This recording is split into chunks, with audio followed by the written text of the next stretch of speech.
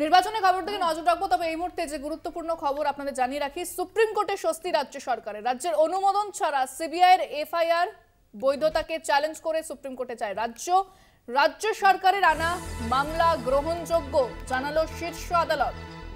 ফোনে রয়েছেন প্রতিনিধি পল্লব চট্টোপাধ্যায়। পল্লবদা, ঠিক কি বলা হচ্ছে সুপ্রিম কোর্টের পক্ষ থেকে?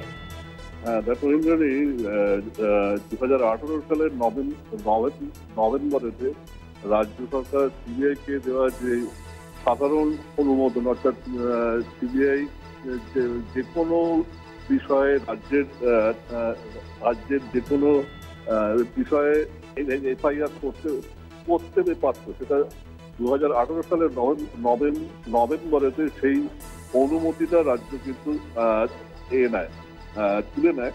সেই তুলে নেওয়ার ফলে কিন্তু তারপরেও কিন্তু সিবিআই একের পর এক ঘটনায় এফআইআর দায়ের করে তদন্ত কাজ চালিয়ে যাচ্ছে, যেটা রাজ্যের দাবি সিবিআই পারে না।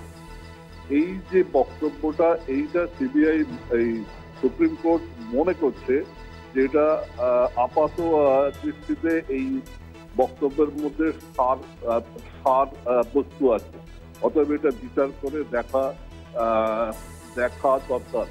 কারণ এটা সংবিধানের একটি বিশেষ আর্টিকেল অনুযায়ী রাজ্যের অনুমোদন ছাড়া কেন্দ্রীয় সরকারের কোনো তদন্তকারী সংস্থা এরকম তদন্ত চালিয়ে যেতে পারে কিনা সেটা কিন্তু সুপ্রিম কোর্ট খতিয়ে দেখতে চায়।